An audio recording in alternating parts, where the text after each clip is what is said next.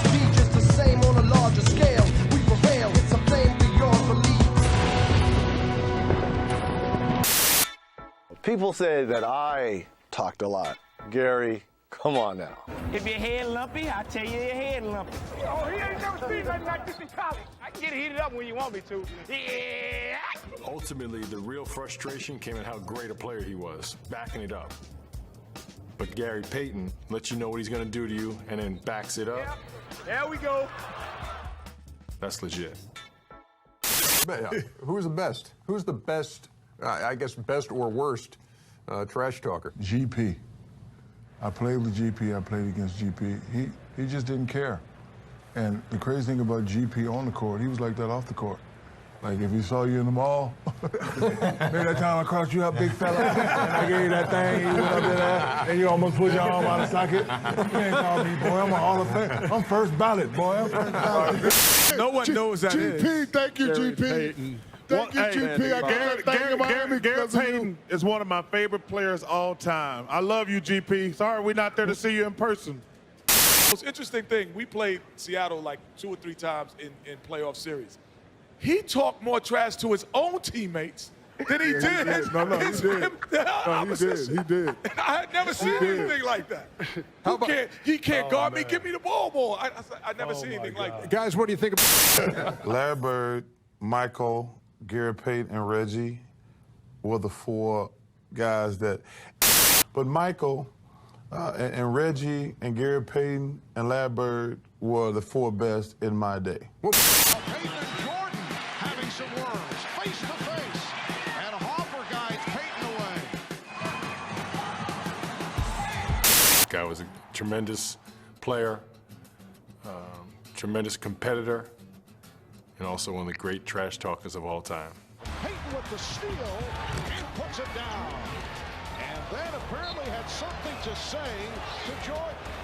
Payton and Jordan having some words, face to face. That was my mentality, Kevin. I think that what made me really who I was. That's how I had to get pumped up all the time. The glove will talk smack to anybody. We'll talk about your mother. We'll talk about your father. We'll talk about your kids. He was a great competitor.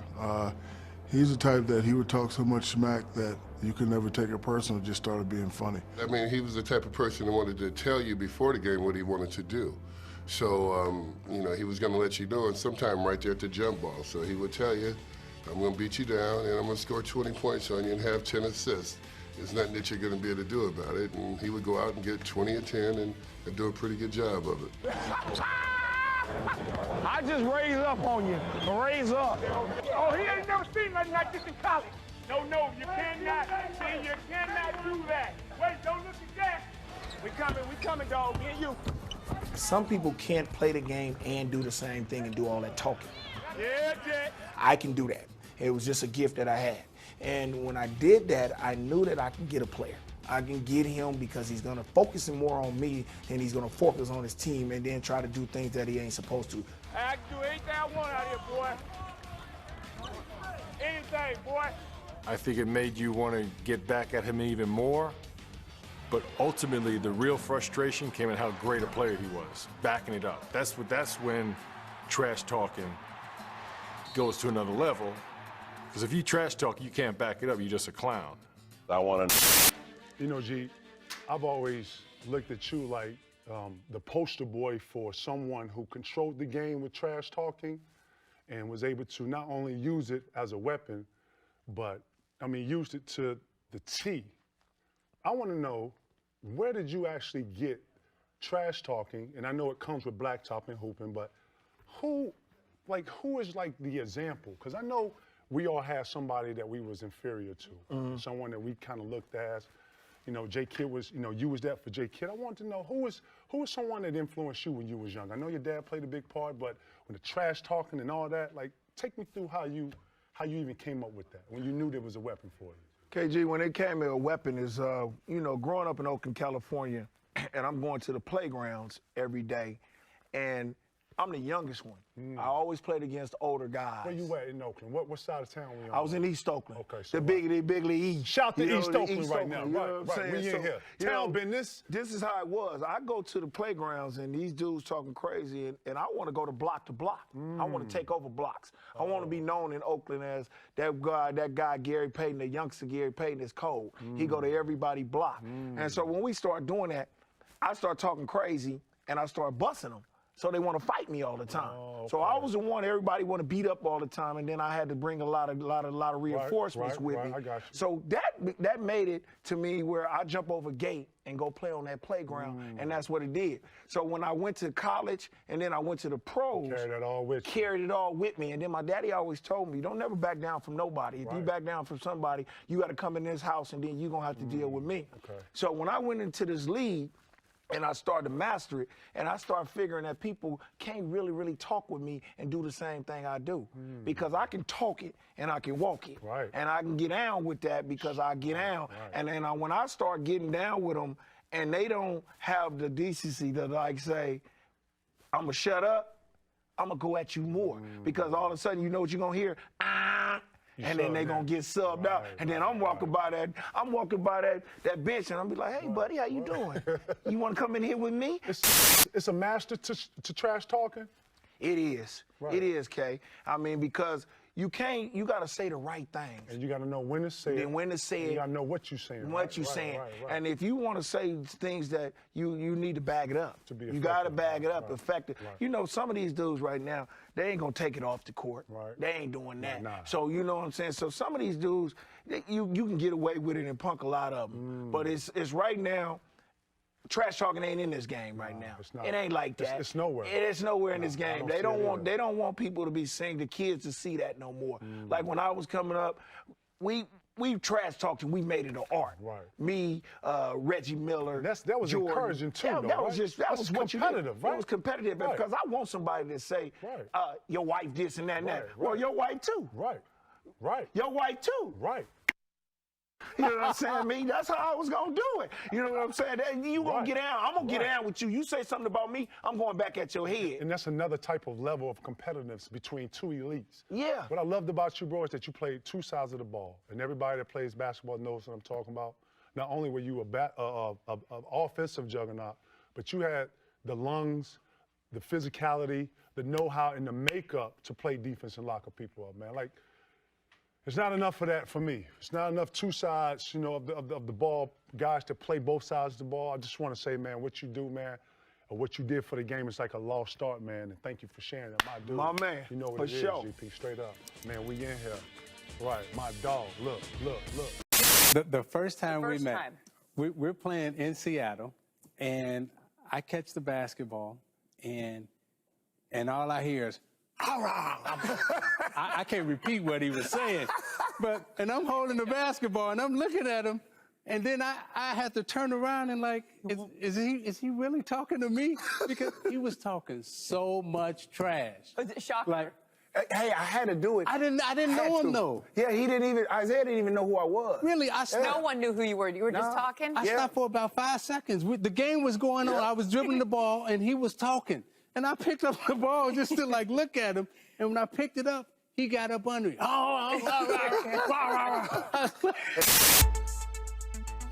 Brimming with confidence, the All-American out of Oregon State would arrive in Seattle in 1990 to join forces with Sean Kemp, transforming the Sonics into one of the most exciting teams in the league. Pass to Kemp, he'll play it down. What a lob! Whoa! Gary Payton with a lob ahead to Kemp. We challenge each other, not just on the court, but in the locker room to get better each and every year. Sends it ahead to Garrett. Too far ahead. He saves it. Oh, you gotta love that action. Good. He made an impact on the game even as a rookie. So you kind of had to pestle that Seattle game on the calendar and say, okay, I know I'm in for a war here.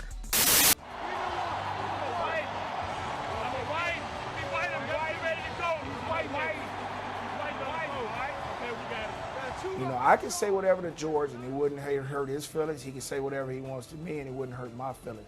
But he knew that I would not quit on him. I would go out there and play basketball and I would make something special happen to him. He didn't have to coach me. I was his coach on the floor. The Sonics were quickly becoming a dominant team in the Western Conference. They had one of the best coaches in the NBA. Oh, what a steal. A young and brash point guard, and one of the most athletic power forwards the NBA had ever seen. Look out, look out. Sets up Kemp. Holy cow. See you in the final, hopefully. Oh, I know we will. I ain't that so. Now you're taking on the Chicago Bulls. After Michael's been out now for a year and a half, Michael returns. And what are your thoughts on facing the Chicago Bulls, the winningest team in the history still of the NBA? 72 wins. When we came out of that, Kevin, I knew we could beat them because in the regular season we had beat them. We had beat them pretty good too. So when we went in there, people didn't know I had hurt myself, and only you guys, you knew. I never told anyone. I had torn my calf muscle. We knew we had a chance to beat them, and we could have beat them, but it just didn't happen. The Chicago Bulls have won the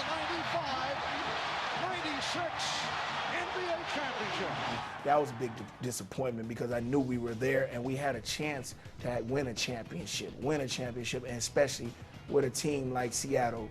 Our dynasty was just coming. That was a big disappointment for me.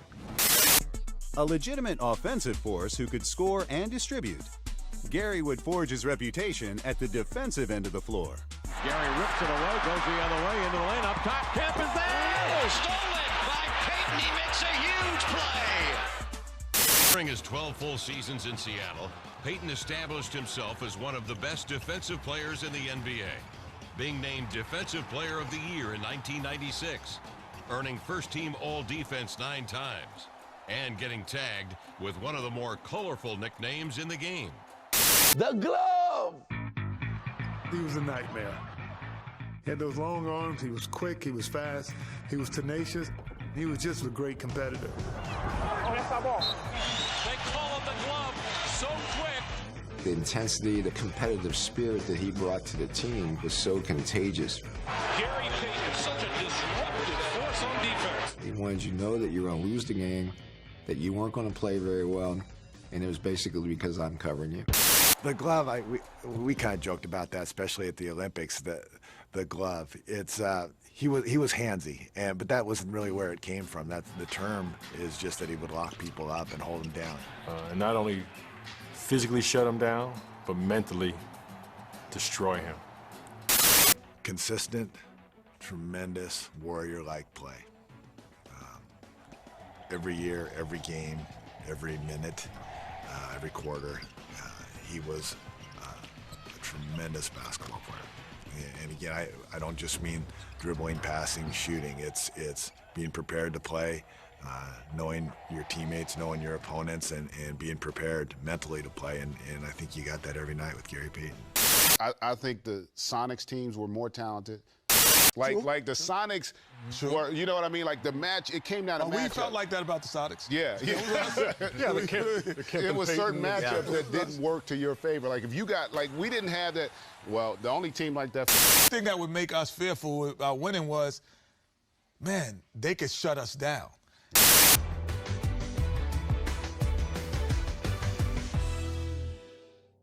You ready for my list? You're going to do a list? I'm going to do what Chuck used to do in college, cheat sheet. Simple. Alex English, Dominique Wilkins, Bob McAdoo, Kobe, Timmy D, Garnett, my man sitting right over there, LeBron, AI, Tracy McGrady, and Gary Payton. I don't know. Come on, GP is not unanimous? No. We're going in order. What? I say Dirk. Like GP. We're going GP is not unanimous? Hey, we'll let you guys fight this out in a second. I would also go with Dwayne over Gary Payton. You know, Since you keep talking about Gary Payton, I'm talking to Isaiah right now. Since you go over Gary Payton, I'll go with someone over Gary Payton. I'll go with Jason Kidd over Gary Payton. I like both of them. To me, winning matters. Jason Kidd over Gary Payton. You know, I go with, you know. He didn't carry a franchise as long as he carried a franchise. The only reason I'm on hold, because I want to know if this name means anything. Two-time MVP of the league, Steve Nash. No. So, no. That would be the only cry I say, well, he was twice MVP of the league. So now I have to say Webb. maybe not. But if we're not looking at we're looking at talent. It's your eye test. We were all GMs, and you had Jason Kidd, Gary Payton, Steve Nash all lined up. He would be the third point. I would say no question. He'd be the third point. No question. That's why I can't put him on there. All right, I just wanted to make sure. Hey, Jason Kidd unanimous? I'm going with Gary Payton. It's Gary Payton. So Jason Kidd already on there, right? Gary Payton is also up for discussion. Is he unanimous? Oh, GP's not on there yet? He's not on this. He's not on this list. I'm going with Gary Payton. I need hands, or I need nods, or I need. Is Gary Payton unanimous? He's on my unanimous. He's on my list. He's on my list. Yeah, he's on my list too. I'm going with Jason. Okay, Shaq, tell me about the 90s. I'm going to go at the 5 spot. I'm going to go with Akeem Olajuwon. And at the point guard, I'm going to go with GP. The point guard is a tough one because you're talking about how to play the point guard and guys that could do a little bit of everything. And Gary Payton and John Stockton represented the 90s, this 90s decade in two very, very different ways. And so it depends on what kind of style of ball you'd like to play. And I played with Gary in Seattle and grew up watching him in Oakland at Skyline High School and then on to Oregon State and then his years in Seattle. Possessing the complete package made Gary Payton one of the best players of his day. And at the 1996 Finals, he would relish the opportunity to challenge the NBA's best team. Payton leading the way, and that little look like, Michael, you're the king, but I'm coming after you tonight. The Sonics would eventually fall short, but Gary had firmly established himself. GP would become a 9-time All-Star, be named to the NBA All-Defensive First Team 9 consecutive years, average more than 20 points per game 7 times, and leave a lasting legacy in Seattle. Payton spots the seam, drives in deep, lays it up and in, and Gary Payton has become the Seattle Sonics' all-time leading scorer. And 10 years after his first trip to the finals, Gary would make it back as an elder statesman with the Miami Heat, providing an edge to put them over the top. 5 to shoot. Williams feeds it to Payton off to the right. Long jumper by Payton. Goal! At the shot clock buzzer, Gary Payton with a cold-blooded jumper on the right. Every year, every game, every minute, consistent warrior-like play. The Miami Heat, they've done it. They win their first championship in franchise history. His accomplishments speak for themselves. You know, the stats and the numbers and the all-NBA defensive teams. I mean, it's got Hall of Fame written all over him. You know, when you look at Gary Payton, it's right on his head. It says Hall of Fame.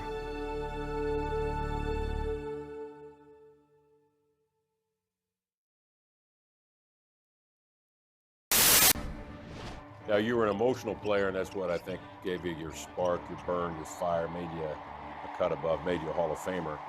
So what were the emotions like when you were traded from Seattle, where you had all these great memories you just talked about, and you're now traded to Milwaukee? I mean, what are you feeling at this point in your career? I was really disappointed. I didn't want to report. Only reason I reported to Milwaukee was because of George Karl. And my coach had came back and got me. When we got him in Milwaukee, it was a pleasure to see his professionalism and his responsibility to go out and win. And, you know, he put a lot of pressure on himself to be a winning basketball player. And we were only together for like 3 or 4 months in Milwaukee, but I thought it was a pretty good year.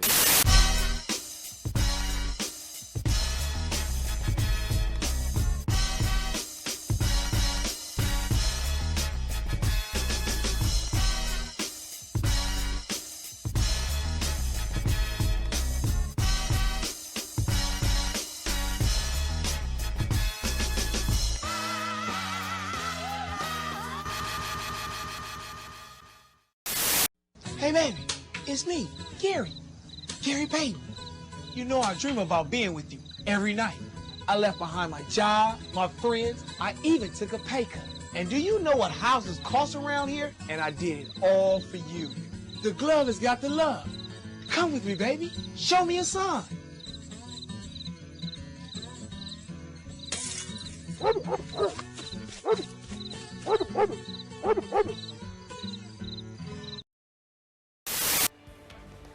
Got coming up top, and down the middle he goes, spins, 5-footer, rolls home.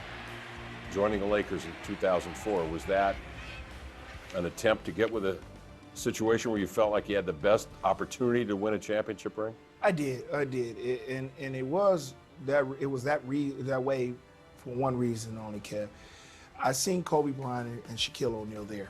They had won championships already. They had won 3 in a row, and all of a sudden, at this time, not only did John Stockton become my friend, but Karl Malone became my friend. He said, if any possible way, we could play together. So we talked. We decided that we wanted to play with each other. We narrowed it down to the teams that we wanted to go to, and LA was our front runner. Phoenix showing some zone. Malone double pumps, knocked to the floor. He and Scott, Karl Malone immediately holding his right knee. He got hurt, which was the big reason that I think that we didn't play the way we were. When he got hurt, we were 18-3. We were rolling. You know, all 4 of us was averaging about 17 or 18 points. But the team went down because a lot of stuff started happening. Karl didn't play for the rest of the year. Kobe was in there, in and out. Shaq was the same way. We had a lot of people step up. Derek Fisher, Fox, all of us, we stepped up. And we made it to the NBA championship. At the time, I think we just ran into a basketball team that clicked, and the Detroit Pistons. It's happened, Detroit. You believed in this team, and they have delivered a 3rd NBA World Championship. I convinced him not to take big money, to take less money to come play for me in LA. It didn't work out. Convinced him to take even lesser money to come play with me in Miami, and then I got him a championship ring in Miami. Off to the right, long jumper by Payton. Good! At the shot clock buzzer. First of all, Gary, not taking a shot all game, stepping up, hitting the game-winning shot, man, shows, what veteranalism is all about. We didn't figure out who was our guy until we got into the playoffs.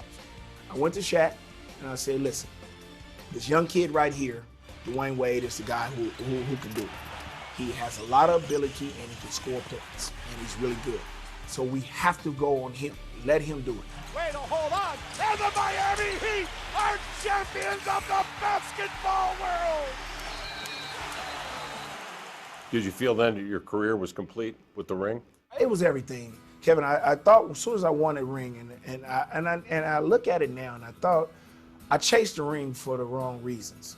I chased it for the wrong reasons. I chased it for having a legacy, and people always saying, he's not going to be a Hall of Famer unless he gets a ring, which is crazy. After playing one more year with the Heat, his 17th NBA season, Gary Payton called it quits in the summer of 2007. He finished his career with over 21,000 points, nearly 9,000 assists, and almost 2,500 steals. But after that, I just said, it's over. I mean, I don't need anything else. I can't accomplish anything else. What else I'm going to accomplish? I know I'm not going to get MVP of the league. I'm in my oldest stage. I did everything. I look back at my career and I said, Gary, are you satisfied? Do you need anything else? And I said, no. So I walked away from it. And the ball said, anybody can be famous. Fame is cheap. Fame is easy. Fame is fleeting. But try achieving greatness. Greatness is hard. Greatness is lonely. Greatness is work. Greatness is humbling. Greatness is a responsibility. And greatness lasts forever. You don't want greatness, do you? Coming up, GP gets the call he'd been waiting for. I just stood up in my bed and I did like this. And I said, hey, I did it.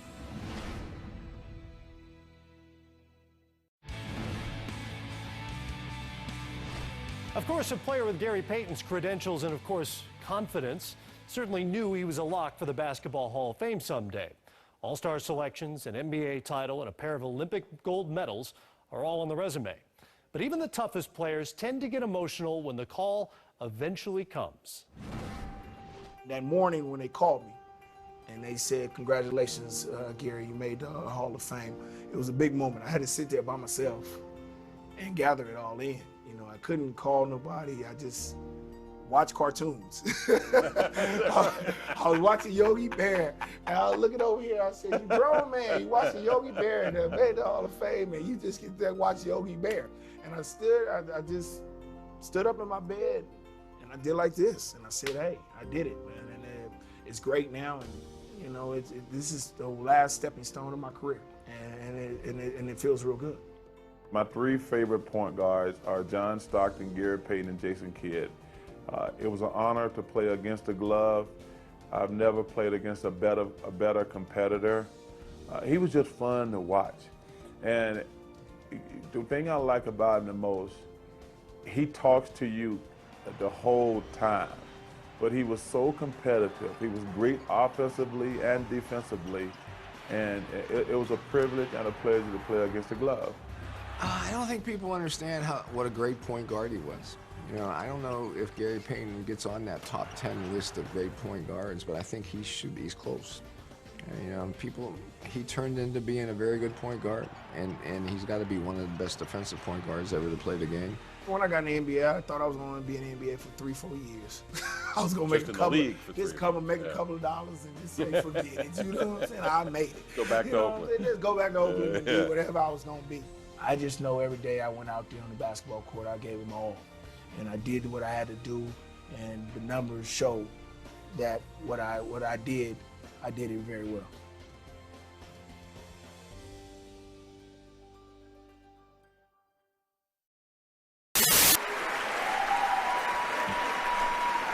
Welcoming Gary to the Hall of Fame are John Stockton and George Gervin. Ladies and gentlemen, Gary Payton.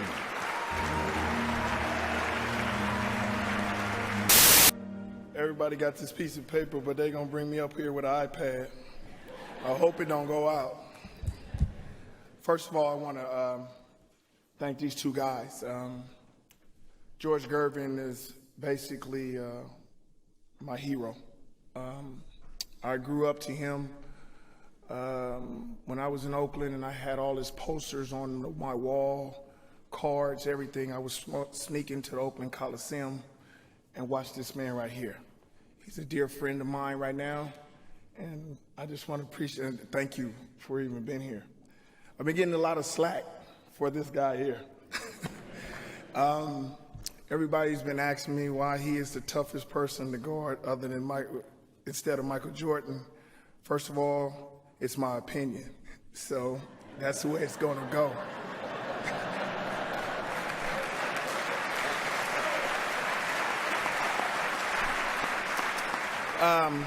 Just a little short story about him. He's the only guy, when I got in the NBA and I wasn't as good as I thought I was going to be for the first 2 years, I watched him. And when I watched him, he's a player that all kids should watch right now. I might have been more athletic than he was, but he did it the same way every night. Every night. For a guy, for him to only play 32 minutes, come in and shoot the ball 12 times, make 9 or 10 of them shots, shoot 8 free throws and make 7 of them, and then have 15 assists and 4 steals. That's the reason why he's the hardest person I ever had to guard, and that's why I respect him very much.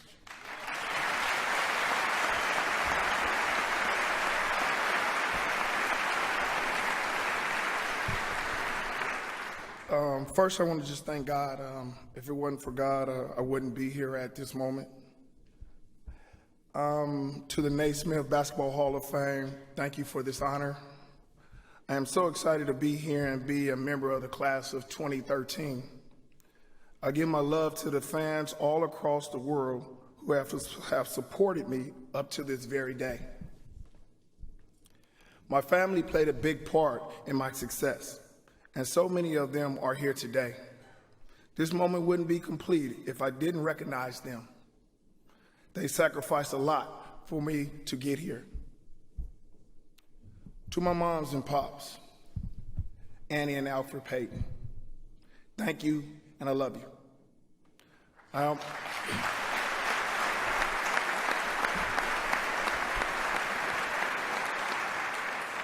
I'm more proud of you than you could ever be proud of me. To my brothers and sisters, Greg, Sharon, Winnette, and Alfred. Basically, we call Alfred Pookie, so we all got one of them in our family. You've always looked out for me and protected me, and you've never hesitated to check me when I was out of line. George, you don't know, before I knew you was the Iceman, I had a brother named the Iceman. He was pretty good and great.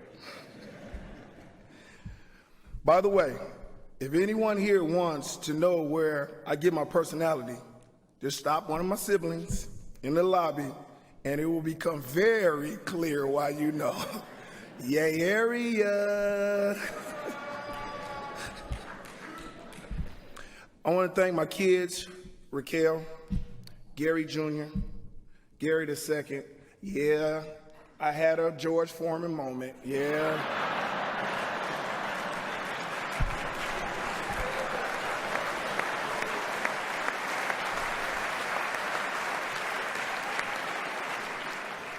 And my baby boy, Julian. I love you, and I'm a better man by having this blessing of being your father. Thank you for the laughter you bring and for standing tall in the Payton name. You all make me so happy and proud. I love you all.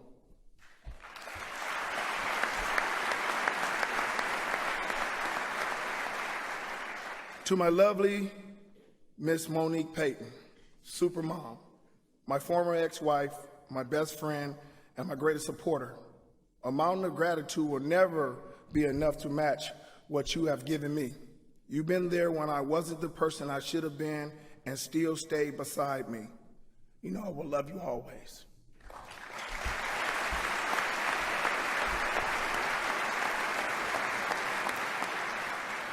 Over the years, you really saw me without this group of guys. I want to acknowledge them next. They are my best friends who have taken this step and this journey with me. I have Marty, Trevor, Milton, Danny, Troy, Mike, my cousin Glenn, my nephew Zarek, and by the way, my cousin Glenn gave me the name The Glove in 1993. So as you know, if The Glove, credit him. Give him all the money and the trademarks. It's on him. My buddy Darnell C. Farr, and last but not least, the newest head coach of the Denver Nuggets, my brother, Brian Shaw.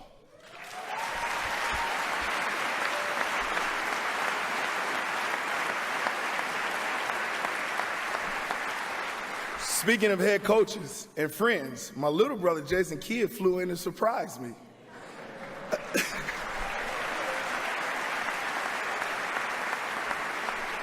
I appreciate you for being here, and I'm proud of you.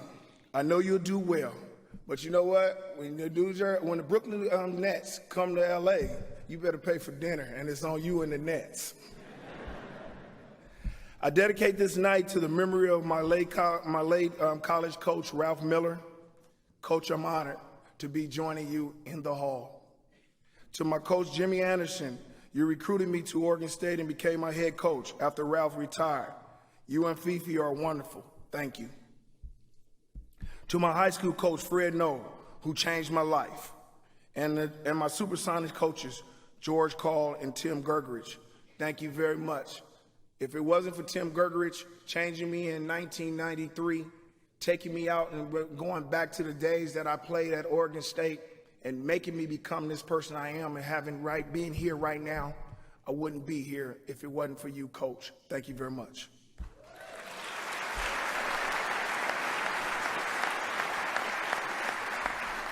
To my trainer, I call him Big Daddy. His name is Frank Furtado, the best trainer ever I had. You kept me intact, and I had some bad days physically and nobody knew, but because of you, it didn't show. The Seattle and Washington, the Supersonics organization, its fans, and the best owners ever, the Ackerley family.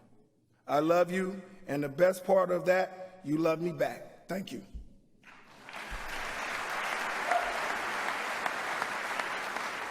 For my Sonics teammates, I share this honor with you, especially the Rain Man, Sean Kemp.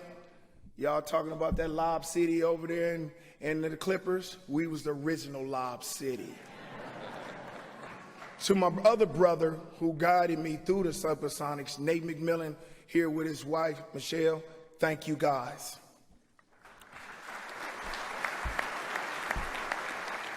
Thank you, Mickey Arison, Pat Riley, and the Miami Heat organization. You gave me the opportunity of a lifetime, and our championships means the world to me. Thank you, Coach, very much.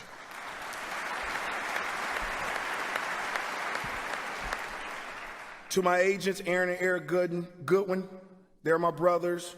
They're everything to me. And also Mary Ford and Michelle Chan. Thank you for your loyalty and for always having my back. You are all greatly appreciated, even you, E. Hughes. I got you. To my friends, Lynn Merritt and the entire Nike family, especially the big boss, Phil Knight. I got to still keep getting checks. I got to bring him in, man. I got to bring him in there. It's been a pleasure to present to represent the world's greatest brand. As players, we dream of this moment, but we don't expect to be standing here. But I really, really liked my chances of being here. It's amazing. This is really happening for me. To put that in perspective, understand that I began playing on the playgrounds of Oakland, California at the age of 7, and it was a beautiful struggle. Playing for my father and getting tortured by him even when I was playing great. Overcoming obstacles in high school, like not making grades and missing out playing my whole sophomore season. At this moment, I understand the reason for those hurdles, and I appreciate the silver lining that followed, like becoming an all-star, an All-American, Olympic gold medalist, and a world champion. And I don't forget, I am the greatest trash talker of all time, Reggie. But you know what? I can bag it up.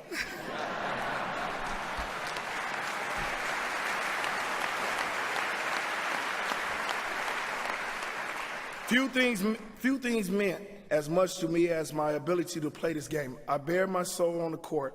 I played hard because I wanted to win every time. And sometimes I didn't come off so pretty. I said things I know I can't repeat. Here, plus, I don't want the guys in the booth to say they can't say it, so it's good. Listen, I really didn't mean any harm, at least not bodily. I'm sure there are some coaches, teammates, opponents, referees, and probably management out there who might feel otherwise, though. It was all for my crazy love for the game and my lack of maturity to be able to express my passion any other way. I don't regret the way I went about it, and I am a strong man today as a result. But I can't help but think I could have given more to the game that gave so much to me. My career is complete. Gary Payton is evolving, but GP is in the Hall of Fame. Thank you.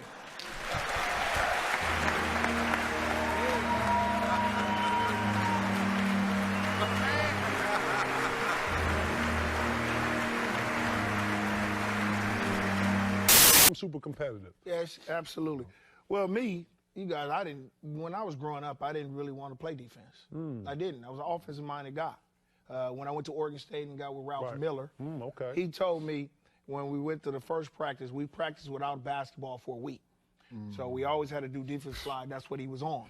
So he was like, you got good hands and feet. He said, you got good hands and feet. And he said, you're going to be, if you listen to me, you're going to be one of the greatest defensive players that ever played the game. And I listened to him, and then we played a system where we pressed all the time.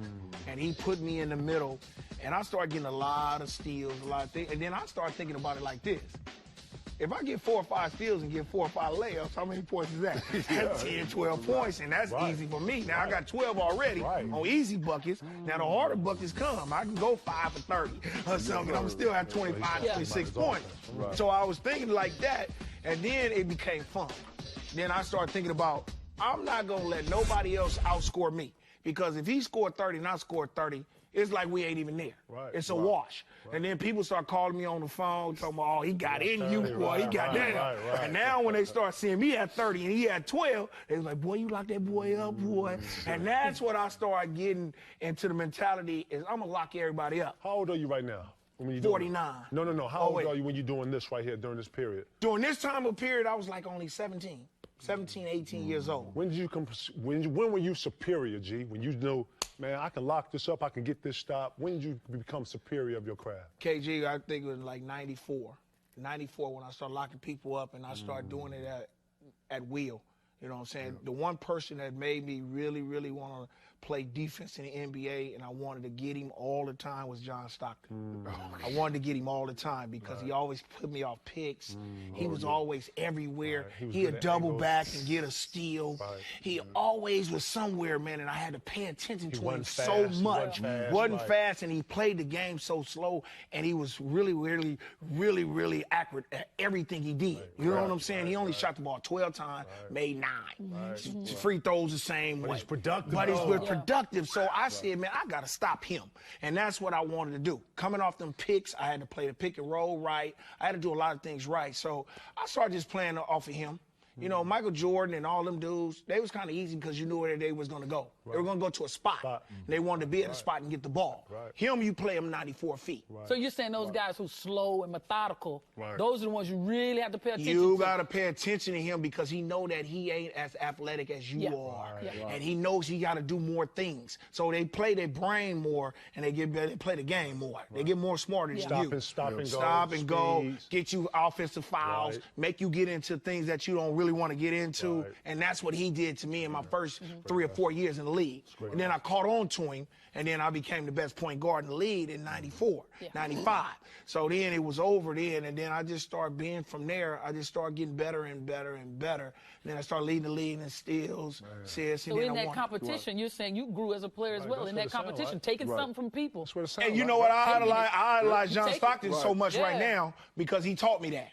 He taught me where I learned. A lot of people in the NBA don't idolize another player while they playing against him. And that's crazy. You know what I'm saying? But I did. I idolized this dude. You know what I'm saying? And I said, I'm going to stop him. You know what I'm saying? If I beat him, I'm going to become somebody. And that's what I did. I became somebody. Like KG just said, it's hard to. It's because you don't want him to know that. Right. Because we competing. We going at it, but I'm watching you. I'm watching him all the time. Everything you do. And I didn't tell him. I just told him after I got him. You know what I'm saying? I said, man, I got this from you. This is what I wanted to do. And that was the way it was. Defensive mentality in here, man. Yes, sir. Woo. We can go all night. We in here. You know what it is? You know. Lock up. Lock up. Locking it down. Ain't no bad.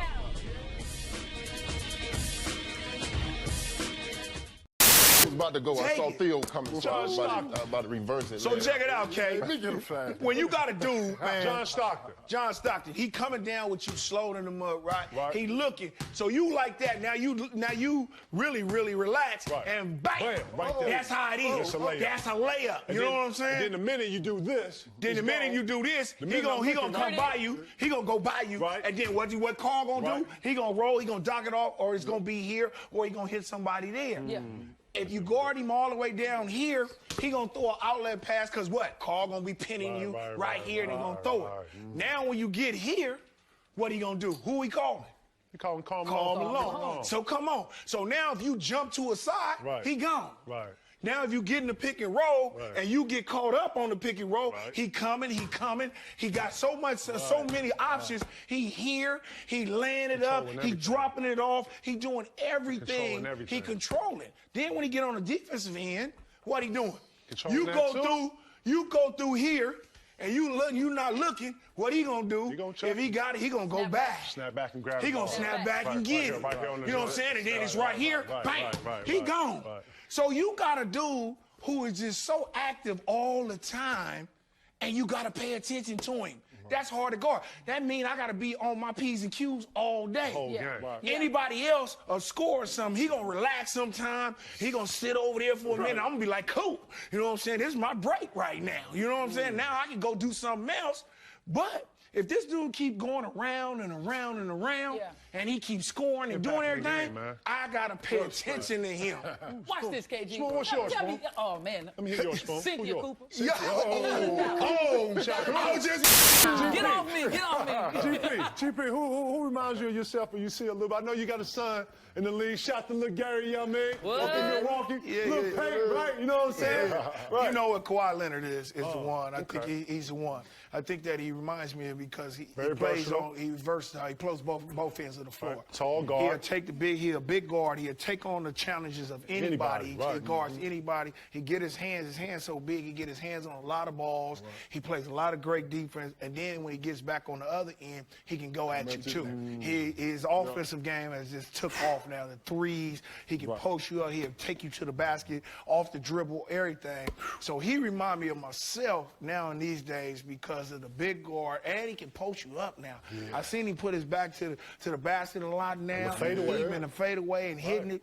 Man, if he wouldn't have got hurt against Golden State, they would have took him to at least a good game. Are you shocked at his progression? Are you shocked at him progressing this fast? I am. You know what? Coming out of San Diego State, I didn't see this like that with him, man. Me neither. And I didn't know why they picked him so high doing. And then, you know, I give more shouts out to Pop. Because Pop see these type of basketball players, man. You always see the players that he can coach and that is real, you know, a coachable player where you can just sit down and he don't say nothing. He get them type of players.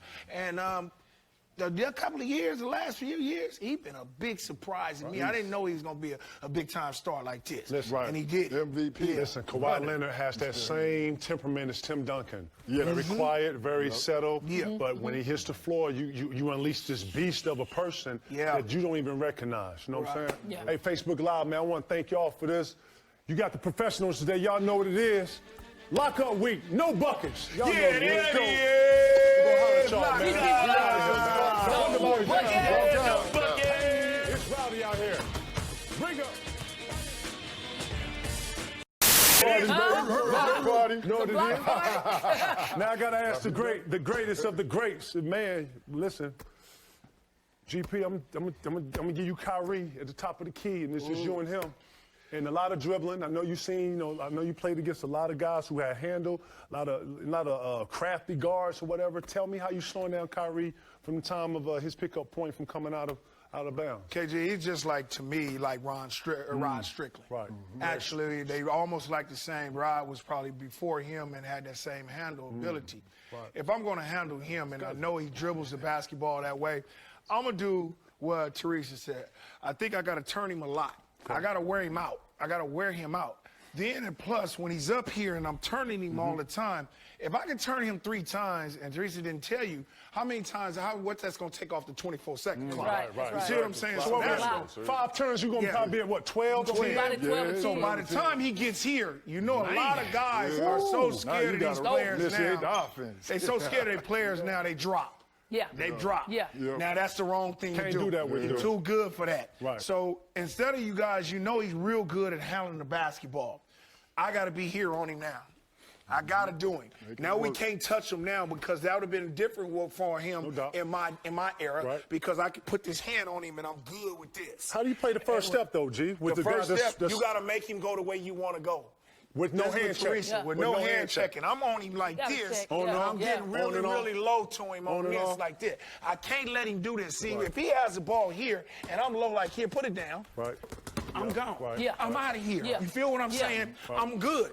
I'm good like this. Now, if I'm making him right here and I'm staying right here, no dribble, no nothing, where he going to go? He going to bounce. Once he put it to the floor, I'm staying with him. I'm staying with him and all of that. I'm coming back. I'm staying with him, but I'm keeping with him. Now, what he going to have to do? What if you try to use some face up? And then I'm jumping up. Okay, you taking space up. I'm spacing him all up. There's no space on him.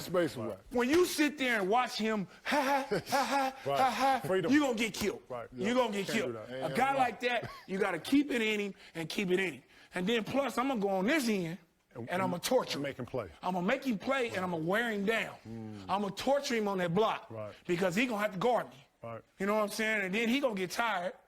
And I got him. G, talk about getting a rebound. You coming off mismatches. They try to bring a 2 guard. They can't do that off missed shots. Missed shots is hard to get back to a guy.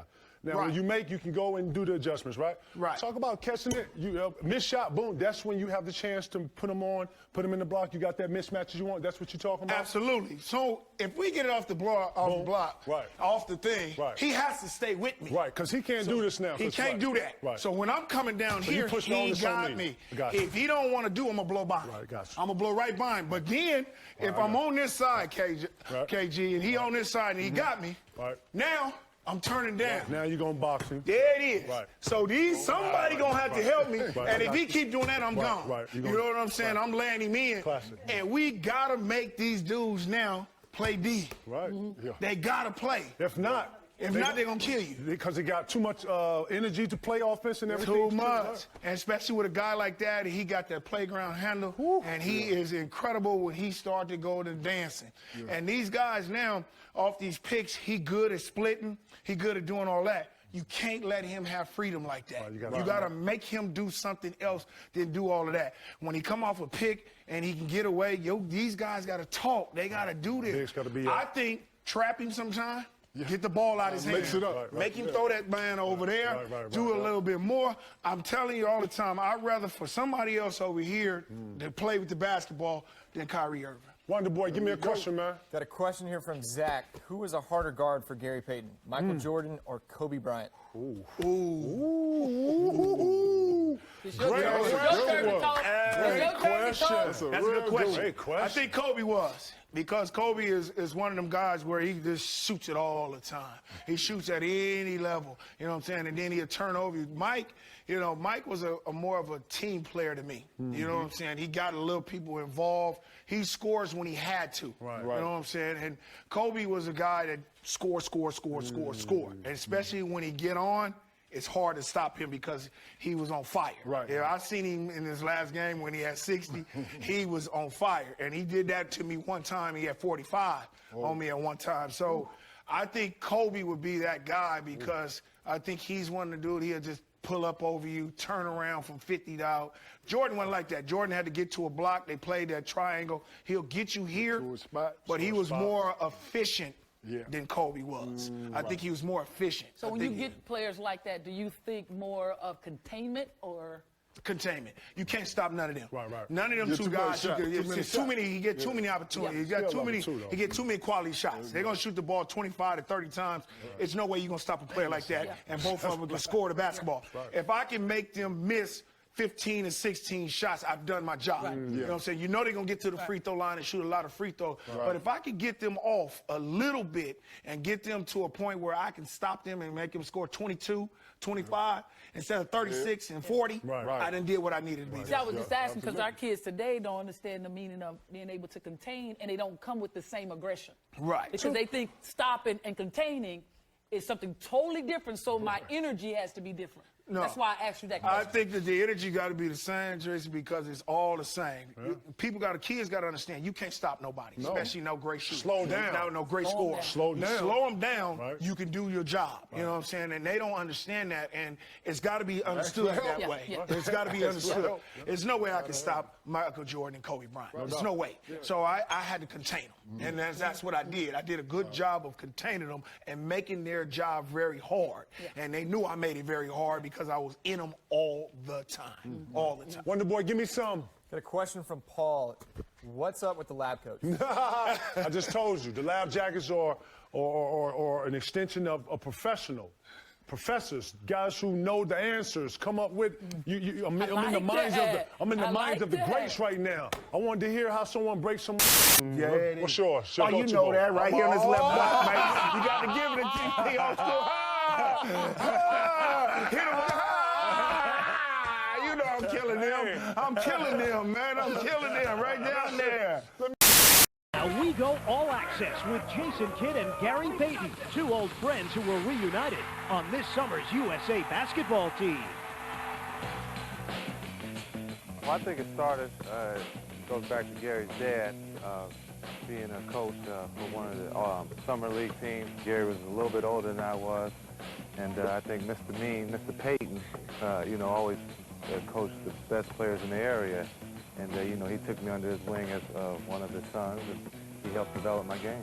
Jason, was always the guy that, had most talent, as coming up as a young guy. And my father used to always, get the best players around the league. And Jay was one of those special guys, one of those special kids where he was always playing with the older guys. I used to be a little bit tougher on Jason. I used to talk to Jason a lot different than the other guys because I knew he was going to be one of these great basketball players. So I used to always go at him a little harder. We're always trying to push one another. I think the biggest thing is we are from the same, neighborhood, and we want to both be at the top. I'm there. Yeah. Oh, come on, E. Yeah, that's how we roll. 43. Yeah. Shoot that. I would love to know how he can talk and play at the same time at a high level. Pick and roll, E. Hey, man. Come on. It is. 5. Oh, yeah. Yes, sir, brother. I would love to have that, trait of being able to talk, play defense, and score, and just carry the team the way he does. You remind me of a man. What man? Oh, the man with the power. What power? Oh, the power of voodoo. Oh, you do. Well, his signature move is when he's coming down, he's already got in his mind he's going to spin on you. And he's just going to spin on you, and then he's just going to lay it up, and he's just going to he's going to start running down. DJ letting all my secrets out. Here comes Kidd, and he'll weave through traffic. 3-on-3, Kidd to the trailing Kevin. Oh, baby! Jay, you coming down, and all of a sudden he hesitate on you, and he just shake you over like that, and then he goes to the back, and then he dips something off like this to a guy.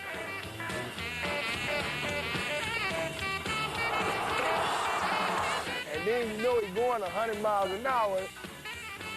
I like being on the receiving end of Jay's passing because I know he's going to get it there. So, I'm liking what I'm doing now. I wish we could go back to the league and play the same way. Let him be the point, let me be the 2.